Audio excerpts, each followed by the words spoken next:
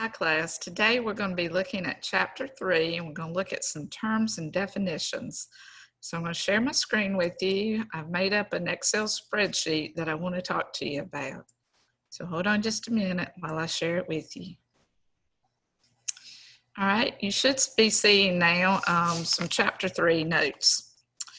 And let me see if I can close this out so you can see really good what I want you to.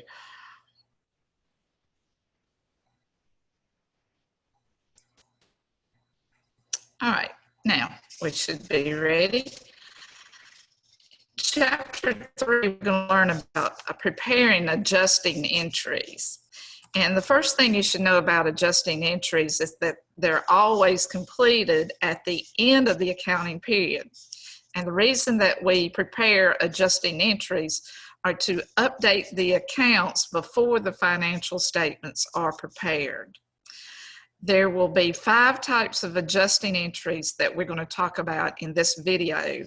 And there are also all of the adjusting entries that we're going to learn about in this chapter. There are many more types of adjusting entries, but once we're through with this chapter, we'll introduce them to you maybe one at a time from now on. But in this chapter, we want to learn about the 5 types of adjusting entries. And it's real important that you know what the types of adjusting entries are, and also to know the definition behind the adjusting entry. The first type of adjusting entry that I want to talk to you about are what we call deferred expenses. You might know the term deferred to mean to put off, and that's really what we're doing. We're going to be putting off the expenses into the accounting period, the time period that they belong in. It's really important to get your expenses and revenues in the period of time that they belong in, because we want to match our revenues with our expenses to determine our net income, which is our financial statements. So the first type of adjusting entry that we're going to prepare to update our accounts that need to be updated before we prepare our financial statements. The first type is what we call a deferred expense. Deferred expenses are also called prepaid expenses. You learned about prepaid expenses in chapter 1. Prepaid expenses are really assets that we record when we buy an expense and pay for it ahead of time. So prepaid expenses really have already been recorded in the journal previously. Whenever we bought a prepaid expense, we recorded it as an asset account. At the end of the accounting period, we're going to need to determine what part of the deferred expense is actually used. And when we determine what has been used, we're going to put that in a new adjusting entry where we increase the amount of the expense and we decrease the amount of the deferred expense, which will be our prepaid expense account. So when assets are consumed, when prepaid accounts are consumed, they're going to require a new journal entry at the end of the accounting period. That adjusting entry will be to record the amount of the asset that we have used. This adjusting entry is going to update the prepaid account and the expense account. Your expense account is going to go up. In other words, we're going to double our expenses, and we're going to make our prepaid asset account, our prepaid expense account go down. To make an asset go down, you put it on the credit side. Some examples of prepaid expenses that we're going to adjust are going to be your supplies account. And technically, we've already learned how to create an adjusting entry. You might remember from chapter 1 close to the end of the accounting period, we had to determine how much supplies we had left over by taking an inventory of it, so we could determine how much supplies we have used. And the supplies used, we debited to an expense account, and then we credited that to the supplies account. So this is an example of an adjusting entry for supplies. And in a later video, I'm going to show you how to create that adjusting entry, what to debit and what to credit. The main purpose of this video is to get you familiar with the new terms in this chapter. So I want you to know what a deferred expense is. I want you to be able to define a deferred expense, because when you get ready to do adjusting entries, you're going to have to be able to pick out what a deferred expense is.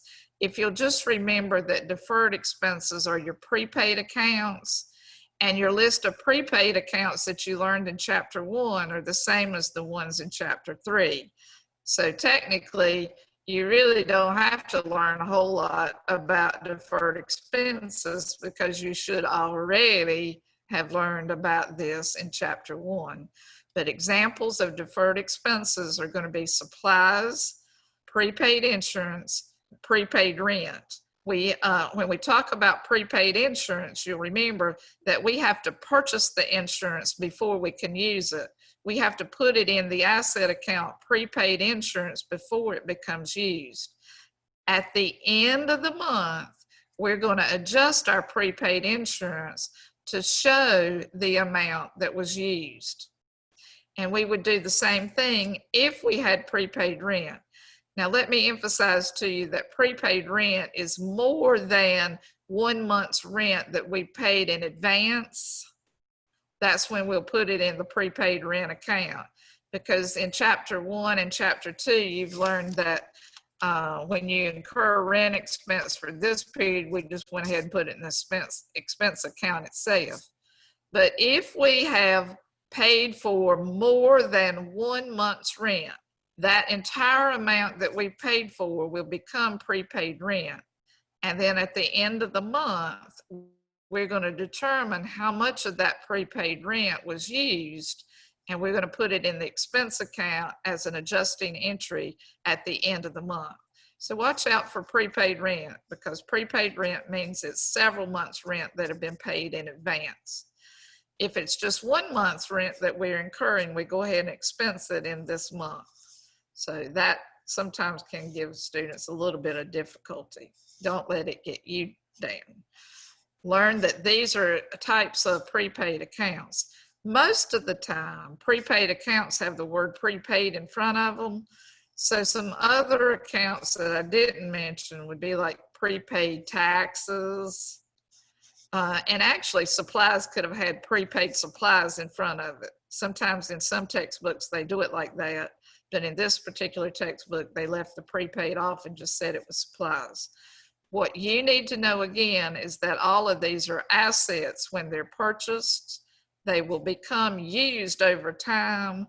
That used portion will create an adjusting entry that we need to make at the end of the time period, so that we can update our expense accounts and we can get them properly prepared for preparing our financial statements. You might also remember in the last chapter that what we had done is we had recorded what we call original entries in the journal. Those are the day-to-day entries. So in chapter 2, we learned to journalize, we learned to copy to the ledger, which we call posting, and we learned to prepare an unadjusted trial balance. In chapter 3, we're starting with that unadjusted trial balance. We're going to learn how to prepare adjusting entries in the journal, and then we're going to post those to the same old ledger accounts that we had in chapter 2, and then we're going to prepare a new, what we call adjusted trial balance, and that trial balance will allow us to prepare our financial statements, which would be the next step in the accounting cycle.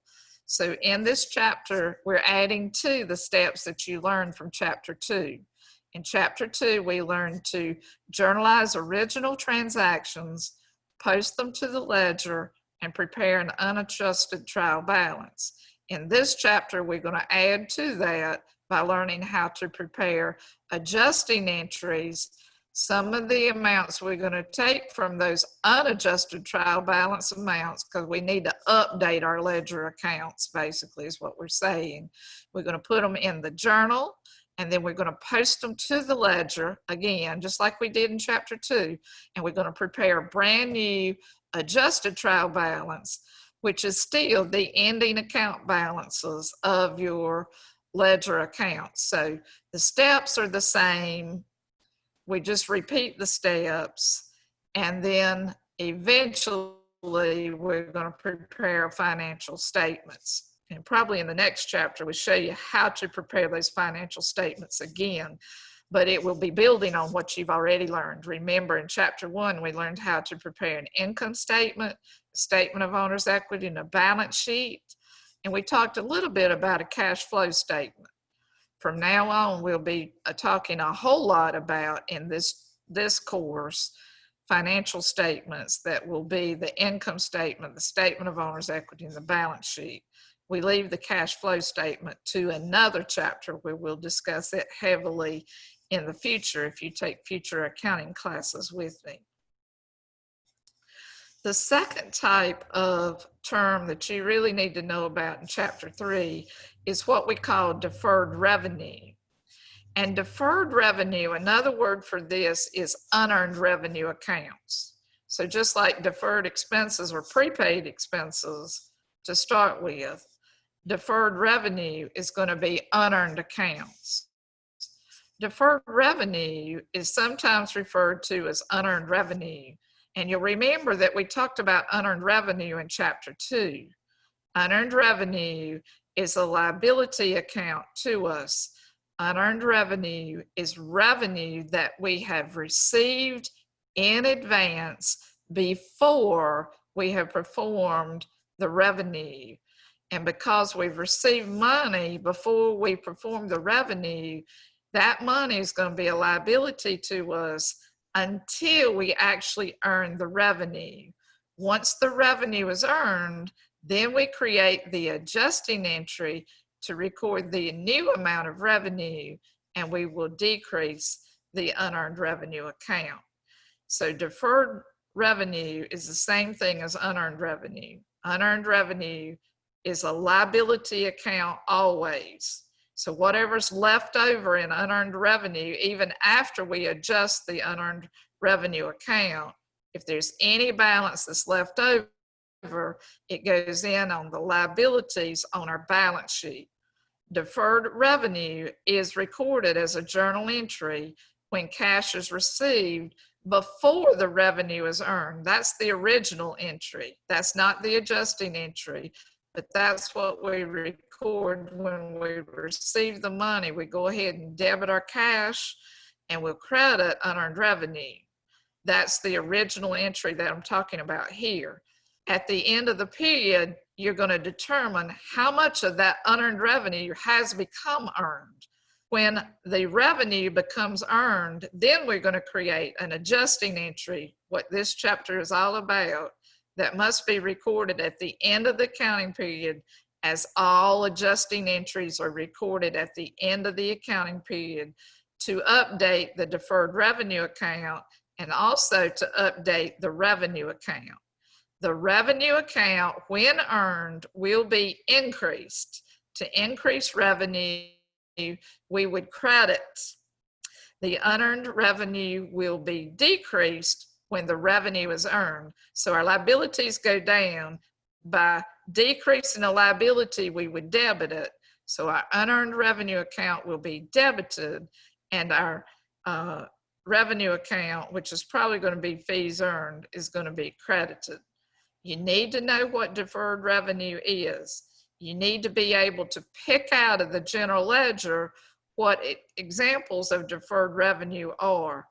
And sometimes we record them like unearned rent. Unearned rent would be rent that we have received in advance before we have rented a facility to someone else. Unearned rent means that we've received cash before we've rented out whatever it is that we're renting. And because we have done that, it's a liability to us, and we must call it unearned rent until it becomes earned at the adjusting entry point. So unearned fees are another example of deferred revenue. Unearned revenue is an example of deferred revenue. Notice that all of our ledger accounts that have unearned at the front of them are going to be examples of deferred revenue and will need to be looked at the end of the period and adjusted at the end of the period. So you need to know what a deferred revenue is. You also need to know the term accrued expenses. And accrued expenses are just expenses that we have at the end of the month that we have not recorded, or at the end of the accounting period. It could be at the end of the year, depending on what the accounting period is. Accrued expenses are expenses that need to be recorded at the end of the accounting period so that we can update the expense accounts that belong in that accounting period. When we talk about accrued expenses, our expenses are going to be increasing. They are the expenses that when we're at the end of the accounting period and we're making adjusting entries, they are expenses that we know about, we've incurred them, but we just haven't written them down in our books. We haven't recorded them in our books at the end of the period. So we need to update those accounts to get them correct before we prepare our financial statements. So accrued expenses will increase an expense account, and they will also increase a liability account called a payable account. All payables, you remember, are liabilities. That signals that you owe someone for something. So an accrued expense is an expense that has been incurred during this accounting period, but it has not been paid, we still owe it, or we haven't recorded it in this time period. It is still owed. So I might need to add that to this. The payable, can't see what I'm typing here. The payable is still owed. In other words, it's still a liability account. Some examples of what we call accrued expenses are, like at the end of the time period, we could have some salaries or wages that we have incurred, but we haven't paid in this accounting period. For example, we could have some employees that are employed for a 5-day period. Let's say the end of the month ends up being in the middle of the work week, and the work week is Monday through Friday. The middle of the work week is Wednesday. That's the end of the accounting period. At the end of the accounting period, we make adjusting entries. But let's say that we don't pay salaries until Friday. So what we would want to do is accrue the expense from Monday to Wednesday and write it down so that our financial statements will be correct in the period of time that that expense belongs in. Even though we're not going to pay for those salaries until the next accounting period, which will be the next Friday, will be in the new accounting period. So accrued expenses are expenses that have been incurred in this accounting period, but have not been paid or recorded in this time period. The payable is still owed. So examples could be salaries or wages. We've just stopped and figure out how much salary expense that we've incurred for this time period and write it down that we owe it. We're not going to pay those salaries until the next period. It can be any expense that's been incurred in this period but not paid in this period. So for example, if you've received a utilities bill in the mail, but it's not due until next month, that utilities expense is an expense during this month. So we have to create an adjusting entry called the accrued expense to debit the utilities expense this month. We would also create a liability called accounts payable, because we're agreeing that we're going to pay these liabilities next month. But it's any kind of expense that you know about in this month that you haven't written down or recorded that you're going to pay for at some future point in time. Those are examples of what accrued expenses are. Another type of account is what we call accrued revenue. Accrued revenue is revenue that we have earned but not received yet. Accrued revenue is really opposite of unearned revenue. Unearned revenue means that we've already received the money, we just haven't earned the revenue yet. Accrued revenue is opposite of unearned revenue. Accrued revenue means that we have earned the revenue, we just haven't written it down in this time period. We also have not received cash for that revenue during this time period. So if we've got any customers that we've worked for during this period of time that we need to send a bill to at the end of the month to tell them that they owe us some money, then that would be an example of accrued revenue. It's revenue that has not been billed. We have earned the revenue in this period of time, so it needs to be recorded in this period of time. We just haven't received that revenue yet. And it will be opposite of deferred revenue, because deferred revenue, we've already got the money. We just haven't earned the revenue at that period of time. So accrued revenue is the opposite. We've earned the revenue, we just have not received the money for it yet. And that's what we call accrued revenue. The next type of account that we need to talk about for an adjusting entry will be depreciation. And depreciation is the allocation of an asset account over time. That time period will be the asset's life. Before we can talk a whole lot about depreciation, I need to discuss some other terms with you so that you'll know where depreciation comes into play in accounting. One of the terms that I need to discuss with you before we really talk about depreciation is the term called plant assets. And plant assets are sometimes called fixed assets. These terms can be used interchangeably, but they are assets that we have purchased to use in our business for a long time. We're going to hold on to these assets for longer than a year, and we expect to use them for more than a year. So plant assets is really a category that we're going to put on our balance sheet.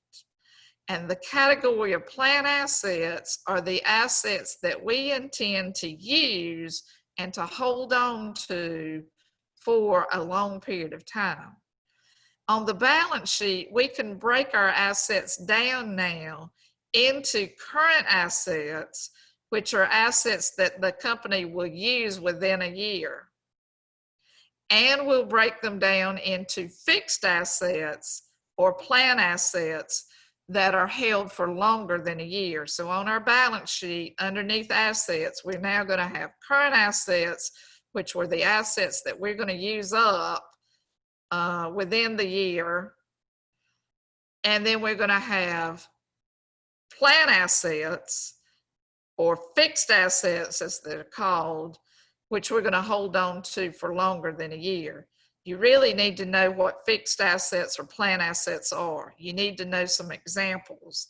So examples of plant assets or fixed assets are land, building, equipment, your machinery, your automobiles.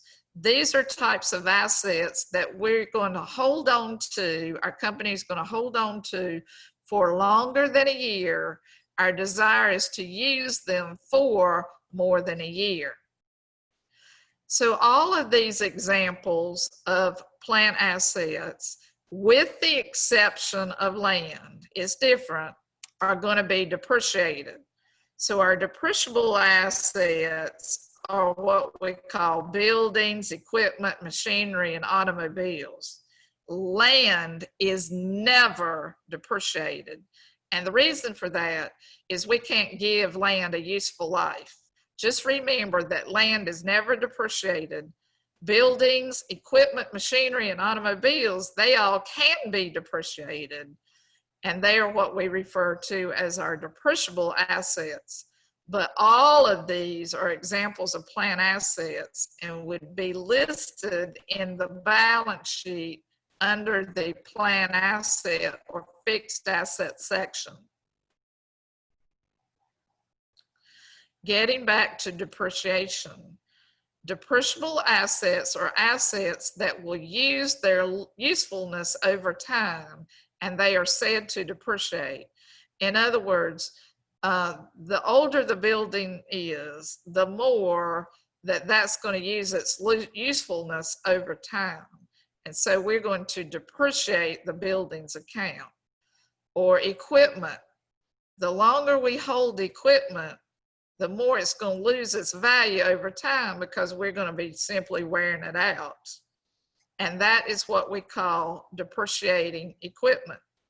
So buildings, equipment, machinery, and automobiles are all examples of depreciable assets that are going to lose their usefulness over time, over what we call the life of the asset. So we're going to estimate the life of the assets. For example, buildings, we could estimate a building to live about 25 years or so. That would be probably its useful life. Equipment, we could say that equipment could be used for 5 years or 3 years or 10 years. It's really, as an accountant, we make our own judgment about how long we're going to use our assets. But assets that are going to lose their usefulness over time are going to be depreciated. So as you well know, if you own an automobile, the more you drive it, the more you use it, the older that automobile gets, the more it's going to lose its usefulness over time, and eventually it's going to wear out. So that's what depreciation is. What we're going to do is we're going to allocate the cost of our depreciable assets over a time period that we have estimated as the life of the asset. And we'll be talking about more of that in the future as we go through and look at some of our depreciable assets and how to record depreciation in future videos. Right now, I just want you to get the basics down. I really want you to know what the types of adjusting entries are that we're going to be recording in this chapter. And I want you to know the definitions and some examples of those assets or expenses that we'll be adjusting throughout the time period. All right, so getting back to depreciation, we're going to require, or we're going to have to make an adjusting entry at the end of the time period to record the depreciation expense. The depreciation expense account is going to increase. So my expenses are going up when I depreciate my depreciable assets. My depreciation expense will go up on the debit side. I'm going to need a credit to go with that depreciation expense. And we're going to put that in a new account that we call accumulated depreciation. Accumulated depreciation is going to increase for the amount of the depreciation that we could record for this period of time. You need to know that accumulated depreciation is what we call a contra asset account. You haven't heard the term contra asset account before. It's a new term to you. You need to know what this means. A contra asset account is an asset account that has a normal balance side. The increase side is going to be on the opposite side of the asset account.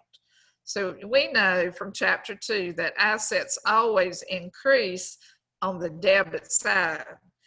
If it's a contra asset account, it will increase on the opposite side. It will increase on the credit side because it's contrary to the asset. It's going to go against the asset. Accumulated depreciation is going to offset the asset account that's depreciating on the balance sheet. So therefore, it is a contra asset account. And the accumulated depreciation will always increase on the credit side of the account because contra asset accounts have opposite balances of assets. Contra asset accounts increase on the credit side, whereas the asset account increases on the debit side. The increase side of the accumulated depreciation is also the normal balance side of the account. Once we learn how to record the adjusting entry for depreciation, once it's been recorded and posted to the ledger, the asset account will still have a balance in the original, a balance for the original cost in the asset account itself. So in other words, buildings, whatever it cost us to buy that building is going to be recorded in the buildings account. The buildings account is going to have its cost set aside in there, what it cost us. So the asset account will still have the original cost of the account, but the accumulated depreciation that we have determined with the adjusting entry and the accumulated depreciation balance in our ledger account will show on the balance sheet under accumulated depreciation, which will go right underneath the asset account that's depreciating it to determine what we call book value. The difference between the cost of the asset and its accumulated depreciation account is called the book value of an account. The book value is found in the plan asset section of the balance sheet. The book value would be the difference between the accumulated depreciation and the cost of the asset that we are depreciating.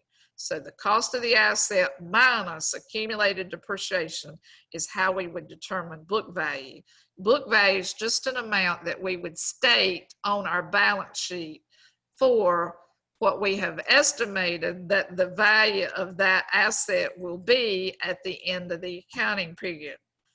Book value is not the same as the market value. The market value of an asset is what a buyer would be willing to pay for that asset. Book value is exactly what it says it is. It's just a value that we placed on our books to show that this asset has depreciated. We've worn it out over time. Its usefulness is becoming less over time.